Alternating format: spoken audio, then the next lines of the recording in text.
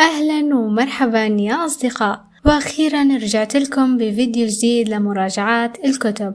فيديو اليوم حيكون مليان مراجعات لأنه راح أحكي لكم فيه عن مراجعاتي للكتب اللي قرأتها خلال شهر أغسطس وسبتمبر وأكتوبر، وحيكون عنا كتب كتير لنحكي عنها. لهيك خلونا نبدأ بدون ما نضيع أي وقت.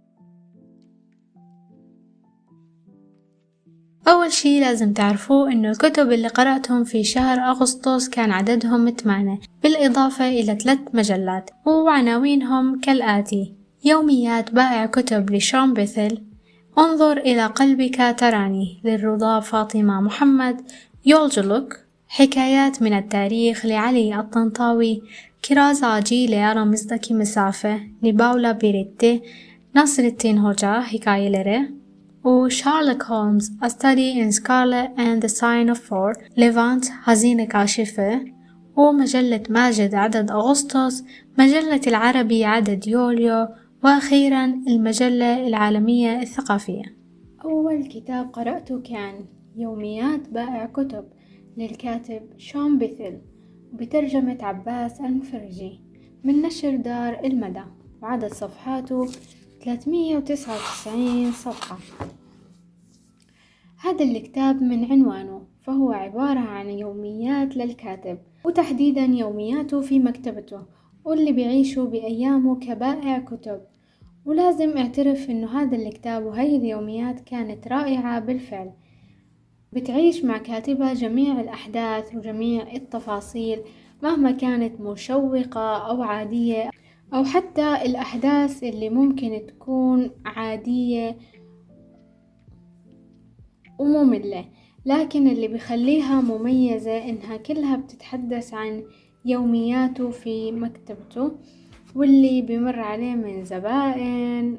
نتعرف على كتب ومؤلفين ما سمعنا منهم من قبل، عن شخصيات غريبة موجودة بهالعالم. والحقيقة إنه هي كانت قراءة ممتعة وجميلة بلا شك، وتقييمي لإله 3.5/5. ثاني كتاب قرأته كان كتاب أو رواية انظر إلى قلبك تراني للكاتبة الرضا فاطمة بنت محمد، وعدد صفحاته 215 من نشر دار تشكيل. بتحكي لنا الرواية قصة ماريا اللي بتستيقظ في صباح أحد الأيام على أصوات البكاء والصراخ، لتكتشف إنها فقدت والدتها بشكل مفاجئ، ومن بعدها تصاب بمرض البهاق من شدة الصدمة وشدة التأثر. وبنعيش مع ماريا اللي بتواجهه من مشاعر، كيف بيعاملها الناس بعد ما مرضت، شو بصير معها وهي ما زالت طالبة في المرحلة المتوسطة. وما تخاف، ما حرقت عليك أي شي من الرواية لأنه هالحدث راح تعرفه من الصفحة الأولى، وهذا اللي خلاني انصدم شوي من البداية المؤلمة والحزينة هاي. ويا لها من رواية ويا لها من مشاعر. بصراحة أنا ما كنت بعرف عن هاي الرواية أي شي أبدا، غير اللي انكتب على غلافها من ورا، وانصدمت فيها وفاجأتني تماما كمية المشاعر وكمية الحزن اللي احتوتها. وأسلوب الكاتبة كان جدا جميل ومؤثر للغاية. رواية أثرت فيني بشكل كبير وحزنت معها كتير، وهو أحد الكتب اللي اخترتها لتحدي ماراثون القراءة الصيفية اللي كان مع لبيبة، وتقييمي لإلها 4/5. ثالث كتاب كان يولجلوك، وهي قصة قصيرة موجهة للأطفال باللغة التركية، وبتحكي عن رحلة بتخوضها أحد العائلات لقضاء العطلة الصيفية في مدينة أخرى، لكن بتواجههم بعض المشاكل في أثناء هاي الرحلة. وكتاب يعني قصير، أسلوبه بسيط وسهل لمتعلمين اللغة التركية. رابع كتاب كان حكايات من التاريخ للكاتب علي الطنطاوي، وعدد صفحاته 188 صفحة. الكتاب عبارة عن مجموعة من القصص القصيرة أو القصص من التاريخ، واللي بتحكي لنا عن أشخاص عاشوا بهالدنيا في يوم ما. وبيحتوي الكتاب على 7 قصص قصيرة لغتها بسيطة وبتحمل معنى هادف ومفيد، بالإضافة إلى أنها بتحتوي بعض الرسومات التوضيحية. يعني هذا الكتاب مناسب نوعا ما للناشئين. وتقييمي له 3.5/5. خامس كتاب هو كراز آجي اللي هي رمزدكي مسافة للكاتبة باولا بيريتي، وعدد صفحاته 208. هاي رواية باللغة التركية ومترجمة من اللغة الإيطالية. طيب خلونا نحكي عن قديش هاي الرواية مؤثرة للغاية. تحكي لنا الرواية قصة الفتاة الصغيرة مافالدا اللي عمرها 9 سنوات والمصابة بمرض ستار جاردد، واللي هو فقدان البصر في وقت جدا قليل وأقصاه 6 أشهر. عشان تعرف كم باقي لها وقت لتفقد بصرها بتقيس المسافة اللي بتفصلها عن شجرة الكرز في مدرستها عن طريق رؤيتها لها. يعني من قديش فينا تشوف هاي الشجرة، شو المسافة اللي بتحتاجها عشان تشوف هاي الشجرة. كيف بتواجه الأمر النضال اليومي عشان تتقبل الموضوع، خوف والديها، خوف أمها وأبوها عليها، واهتمامهم الزايد فيها. كيف بتكتشف أصدقائها الحقيقيين من المزيفين. وبيحكي الكتاب عن الكتب، عن الموسيقى، عن قوائم المهام. والشي الحلو فيه هو تغيير الأولويات عند مافالدا، وكيف إنها ما بتتعلق بأي شي بشكل كبير وتكون أكثر أريحية. وبتحكي القصة أهمية يكون عند الطفل شخص يثق فيه. وحلو إنه الكتاب مو بس بيركز على المرض وعلى المخاوف المرتبطة فيه، بالعكس بيحتوي الكتاب على العلاقات بين مافالدا وفيليبو وستيلا وأصدقائها الحقيقيين، الشي اللي بيخليك تستمتع بالكتاب رغم إنه حزين. واللي صدمني إنه هالكتاب، أو فينا نقول إنه مقتبس نوعا ما من شخصية أو حقيقية. يعني الكاتبة نفسها اللي هي باولا بيريتي بتعاني من نفس هاي المرض. فممكن هاي الرواية أو هذا الكتاب عبارة عن فينا نقول سيرة ذاتية للكاتبة نفسها، لكن بطريقة خيالية شوي. النهاية كانت صراحة حزينة جدا، وبستناي بكل صبر لحتى أقرأ الجزء الثاني من هاي الرواية. وتقييمي طبعا لإلها 4/5. سادس كتاب هو نسر الدين هوجا حكاية، عدد صفحاته 128 صفحة. الكتاب عبارة عن مجموعة من الحكايات والطرائف، واللي فينا نقول إنها بتشبه إلى حد كبير طرائف جحا الموجودة عنا. الكتاب يعني لطيف خفيف، لكن تقييمي له 2.5/5. سابع كتاب هو شارلوك هولمز A Study in Scarlet and the Sign of the Four للكاتب آرثر كونان دويل، وعدد صفحاته 256 صفحة. الكتاب هذا بيجمع لنا أشهر قصتين أو روايتين لشارلوك هولمز، واللي هي دراسة في اللون القرمزي وعلامة الأربعة. تحكي لنا الرواية الأولى دراسة في اللون القرمزي عن جريمة قتل حدثت في لندن في عام 1886، لما بتلاقي الشرطة جثة لقتيل أمريكي في أحد البيوت المهجورة، وأمام عجز محققي سكوتلاند يارد عن حل لغز الجريمة. بيستعينوا بالمحقق الخاص شارلوك هولمز، واللي بيكتشف لغز الجريمة الغامضة ليكتشف إنها مو جريمة قتل عادية، وإنها ليست كما تبدو عليه على الإطلاق. هي أول رواية لشخصية شارلوك هولمز ومعه جون واتسون. اسم الرواية إجا من محادثة بين شارلوك وصديقه المؤرخ رواياته جون واتسون، واللي بيشرح فيها تحقيق الجريمة على إنها دراسته في اللون القرمزي. أما الرواية الثانية علامة الأربعة فبتدور أحداثها في عام 1888، وبتملك هي الرواية حبكة معقدة تتضمن الخدمة في الهند والثورة الهندية لعام 1857، كنز مسروق، واتفاق سري بين 4 مدانين و2 من حراس السجن الفاسدين، وتعاطي المحقق للمخدرات. إضفاء الطابع الإنساني على الرواية بطريقة لم تستخدم في الرواية السابقة دراسة بالقرمزي. الكتاب هذا كان فعلا مشوق وبشدك لإله ومليان إثارة وتشويق وجرائم. تقييمي لإله 4/5. ثامن كتاب هو ليفانت، هزينة كاشفة، وعدد صفحاته 96 صفحة. الكتاب عبارة عن قصة قصيرة باللغة التركية، وبتحكي عن ولد اسمه ليفانت ورحلته مغامراته، كيف انه فجأة بلاقي كنز مع اصدقائه، شو بيصير معه، كيف اكتشفوه، شو بيعملوا فيه، وهي الاحداث اللي حنعرفها لما تقرأ هاي القصة. تقييمي له 2.5/5.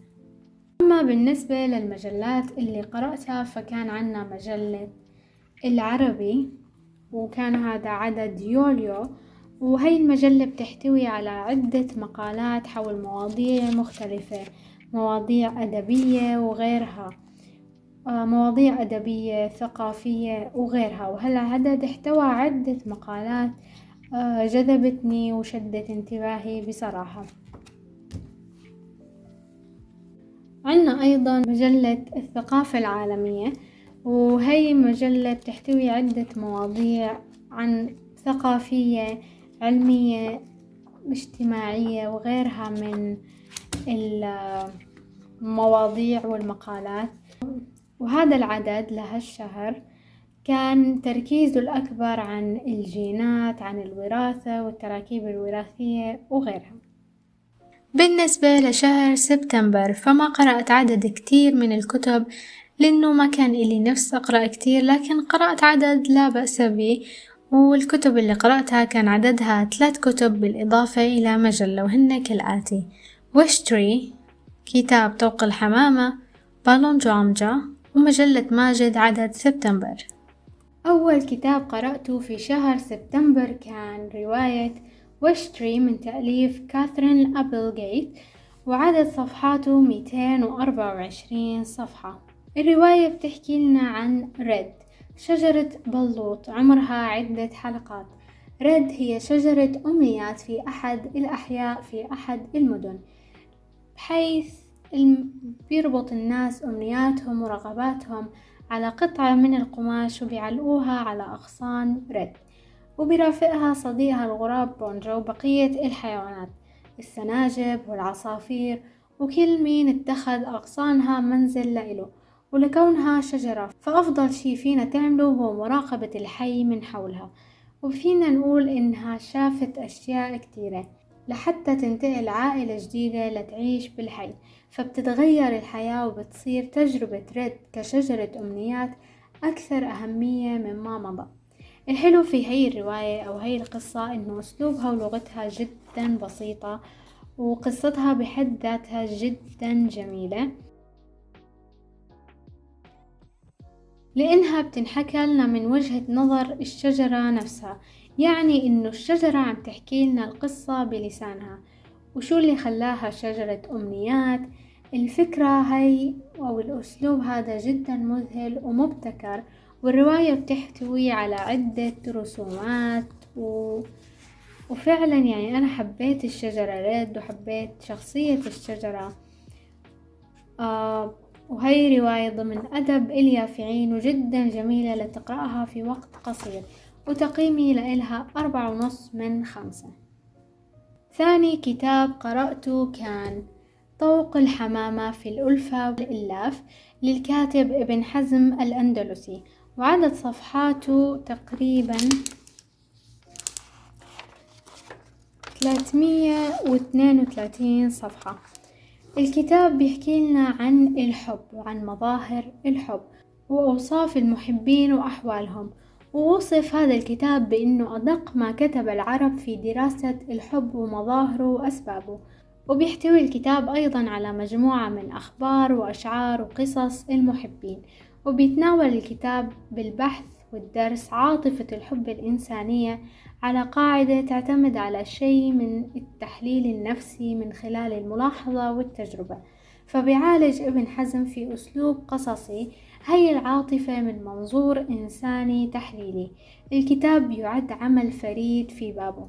كتب الأندلسي هذا الكتاب بناء على رغبة أحد الأصدقاء اللي طلب منه يكتب له رسالة في صفة الحب ومعانيه.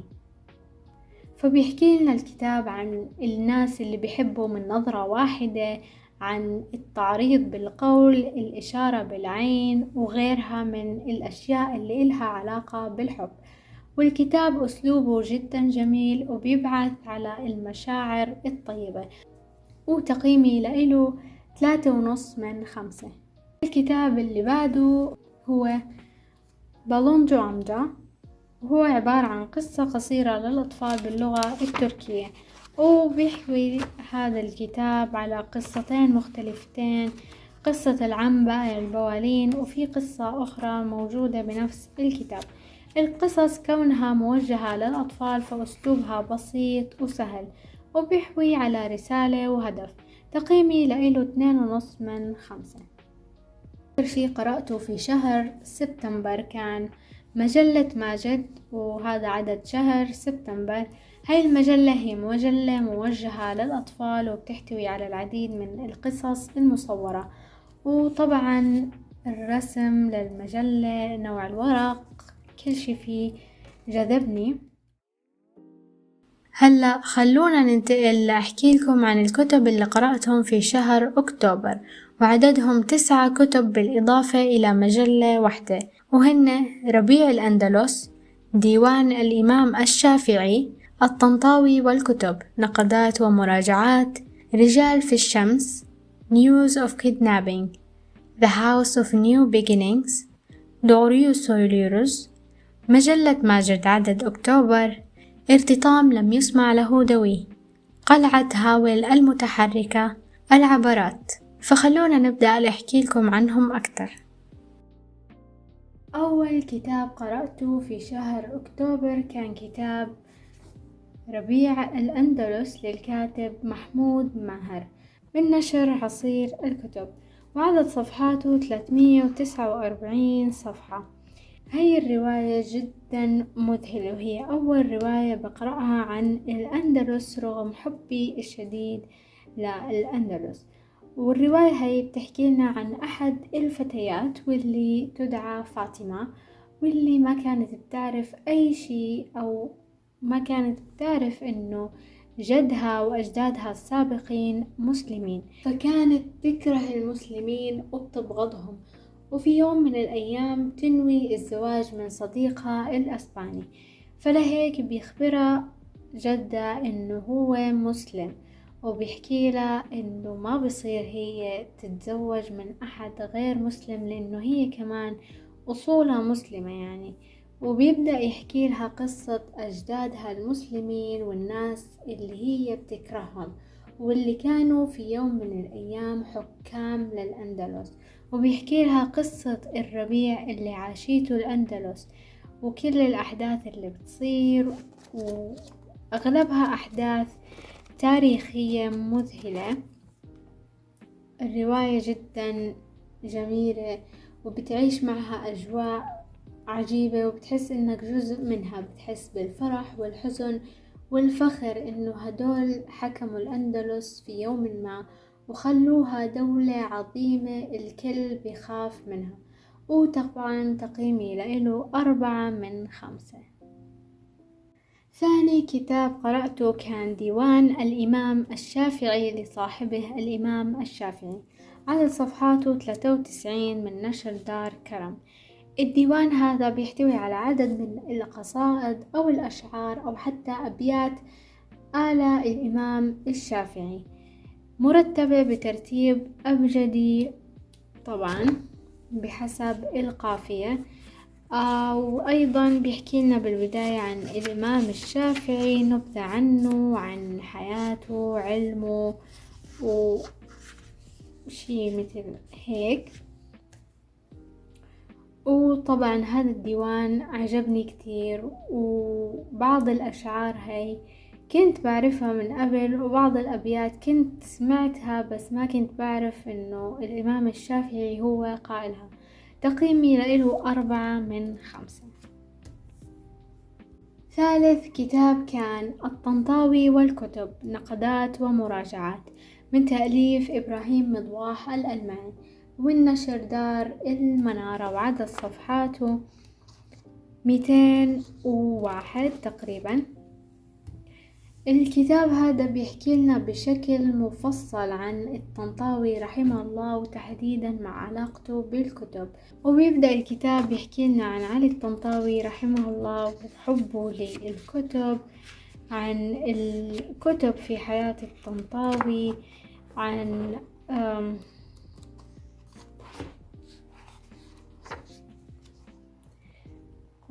مقامات علي الطنطاوي في تلقيه للكتب، سواء كأديب أو تربويا أو فقهيا وغيرها. وبيحكي لنا الكتاب بعدين عن جميع الكتب اللي قرأها علي الطنطاوي أو ذكرها في كتبه ورأيه عنها.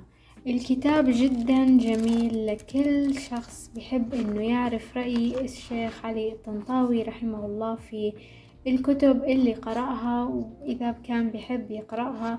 طبعا الكتب مذكورة بحسب الترتيب الأبجدي، ففينا نقول انه هذا نوعا ما مثل معجم بضم الكتب اللي قرأها الشيخ علي الطنطاوي. تقييمي له 4/5. رابع كتاب هو رجال في الشمس للكاتب غسان كنفاني، وعدد صفحاته 105، من نشر دار تنوين. الرواية هي بتتحدث عن واقع الفلسطينيين وهجرتهم، باحثين وآملين إنه يعيشوا حياة سوية، إنه يستقروا ويعملوا ويحصلوا على المال ليعيلوا عائلاتهم. فبتحكي لنا الرواية قصة 3 شخصيات بيمثلوا 3 أجيال من الشعب الفلسطيني، وبتبرز واقعهم في هذيك الفترة العصيبة، وتطلعهم للبحث عن مخرج، واللي قادهم لمحاولة الخروج إلى الكويت بحثا عن فرصة عمل وحياة جديدة، لكن بينتهي بهم المطاف بطريقة مأساوية. طبعا قلم غسان كنفاني ما بيتميز بلغته وأسلوبه الأدبي الرفيع، بل بيتميز أكتر بصدقه ونقله للواقع بدون أي تحريف أو إضافات. بيتميز بكمية المشاعر والتحليلات للشخصيات، التفاصيل اللي بتعيشك الأجواء بشكل جدا مو طبيعي. فواقع الفلسطينيين هو واقع أليم ومرير، مهما حاول الناس يكتبوا عنه بشكل كويس، لكن واقعهم الفعلي بيعانوا كتير، أو خصوصا في فترات معينة. فبتنتهي الرواية بسؤال ممكن إنك تطرحه على نفسك: لماذا لم يدقوا جدار الخزان؟ طبعا اخترت أقرأ هاي الرواية تزامنا مع الأحداث اللي حاليا في فلسطين. الله ينصرهم والله يفرج عنهم ويرحم أمواتهم جميعا. والرواية جدا أليمة وحزينة، فبالتالي ما حتأثر علي بشكل كبير، نظرا لأنه عم نشوف بالأخبار وعم نسمع اللي عم يصير، فتأثيرها حيكون مو كبير يعني علي كتير. فبالنهاية تقييمي لإلها 4/5. خامس كتاب هو News of Kidnapping للكاتب غابرييل غارسيا ماركيز، وعدد صفحاتها 291 صفحة. هي الرواية هي نوع من الجرائم، تحتوي على الغموض نوعا ما، والحلو إنها رواية مأخوذة من قصة حقيقية صارت في يوم من الأيام. حبيت هالشي كتير، وحسيت بكل شعور وبكل عاطفة كانت موجودة جوا هاي الرواية، سواء كان ضغط، توتر أو حزن، أثرت فيني بشكل كبير. وإذا ما كنت بتعرف عن شو بتحكي، فبتحكي لنا عن عملية اختطاف صارت في التسعينات، لما بينتخطف 3 فتيات على يد المجرم المعروف بابلو إسكوبار، أكثر رجل شهرة في عالم الجريمة والسرقة. شو بصير مع هدول الفتيات وكيف بيضلوا على قيد الحياة، أو هل حدا منهم بيموت بيصير لهم شي؟ هذا كله راح تعرفه لما تقرأ هاي الرواية، لأنها مليانة التفاصيل الدقيقة اللي صارت فعلا معهم، واللي ما كنا حنعرفها لو ما حدا منهم طلع وحكى عنها. وعرفنا هاي التفاصيل لأنه أحد الفتيات اللي انخطفوا كانت في معرفة بينها وبين جابرييل غارسيا ماركيز، فطلبت منه يكتب عنهم وحكت له كل شي صار بالتفصيل، وهو بدوره شاف إنه هاي التفاصيل وهاي القصة الناس بتستحق إنها تعرفها وتقرأها كمان. تقييمي لإلها 3.5/5. سادس كتاب هي رواية The House of New Beginnings للكاتبة لوسي دايموند، وعدد صفحاته 471 صفحة. الكتاب هذا بيحكي لنا عن مشاكل 3 نساء، روسا وجورجيا وشارلوت، واللي كلهم عندهم ماضي مليان بالاضطرابات، وكل واحدة فيهم بتبحث عن بداية جديدة، وكلهم الثلاثة بيعيشوا بنفس العنوان أو بنفس المكان. حبيت هذا الكتاب، كانت الشخصيات جدا لطيفة وحلوة وفريدة من نوعها، وكانت الحبكة فيه عاطفية ومؤثرة للغاية. كان الكتاب بيحتوي على عدة أشياء مثل الصداقات، الحب، وكيف تبدأ من جديد. وحبيت هذا الشي، يعني الكتاب احتوى عدة تفاصيل جدا كثيرة.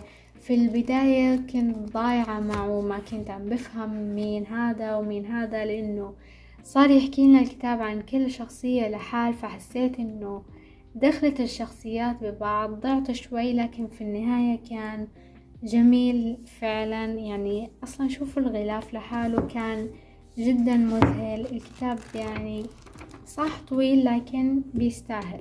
تقييمي له 3.5/5. سابع كتاب هو دوريوس سوليروس، وهي عبارة عن قصة للأطفال باللغة التركية، وبتحتوي على هدف أو رسالة موجهة للأطفال لحتى تعلمهم إنهم يقولوا الصدق دائما وما يكذبوا. تقييمي لها 2 أو 2.5/5. ثامن كتاب هو ارتطام لم يسمع له دوي للكاتبة بثينة العيسى. سمعت هالكتاب بشكل صوتي، ولازم اعترف انه القصة كانت جدا جميلة، والشخصيات فيها ايضا جميلة، والمشاعر اللي احتوتها جدا رائعة. الغربة وانك تكون بعيد عن وطنك لتمثله، لكن لما يفشل كل شي شو بصير معها. الأسلوب السردي كان مذهل للغاية، وحسيت إني استمتعت فيها للرواية هاي، وكانت مذهلة بحق. تقييمي لإلها 4/5. تاسع كتاب هو قلعة هاول المتحركة تأليف ديانا جونز. سمعت هالكتاب أيضا بشكل صوتي، وبصراحة ما بعرف شو لازم أقول عن هاي الرواية، مذهلة ولا جميلة ولا الاتنين مع بعض. قريت هاي الرواية بعد ما شفت الفيلم المقتبس منها، واللي كان من إنتاج استوديو غيبلي. كان هذا شوي محبط لي، لأنه ما سمح لي عقلي إنه أبحر في الخيال، وإني أتخيل الشخصيات والأحداث بشكل مختلف عن الفيلم. لكن فيني أقول إنه الرواية والفيلم كان بيناتهم فروق واضحة، يعني بتحس إنه في اختلاف، سواء من كانت طبعا الناحية السردية، من ناحية أحيان بعض الشخصيات كانت بارزة أكتر في الرواية مثل شخصية كال سيفر بعكس الفيلم حسيت. لكن كانت جدا مذهلة قصة صوفي وكيف عاشت مع هاول، كل التفاصيل اللي كانت سواء في داخل القلعة أو خارجها. يعني هاي الرواية احتوت شخصيات كتير مفضلة عندي مثل كال سيفر، هاول، صوفي. كانت رواية خيالية مذهلة وبتعيش معها أجواء جدا جميلة ومريحة ومليانة مغامرات وتفاصيل مميزة، وتقييمي لإلها 4.5/5.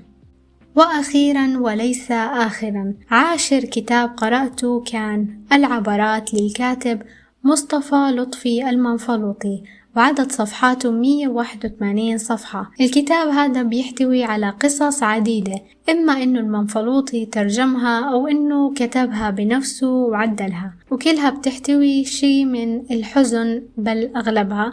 ولازم أقول إنه لغة المنفلوطي وأسلوبه اللغوي والأدبي جدا جميل، ولغته عذبة وشاعرية، يعني إنك في كل كلمة بتقرأها بتحس باللي فعلا المنفلوطي بده يوصلك إياه من مشاعر تخترق قلبك وبتحطمه لتسكن فيه.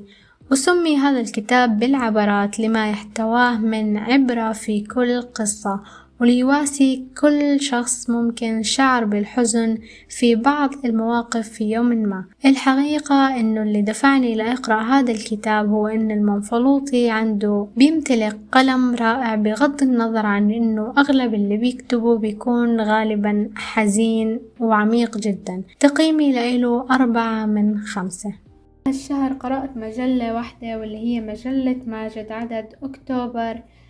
طبعا هي المجلة إذا ما بتعرفوا هي مجلة موجهة للأطفال وبتحتوي عدد من القصص المصورة.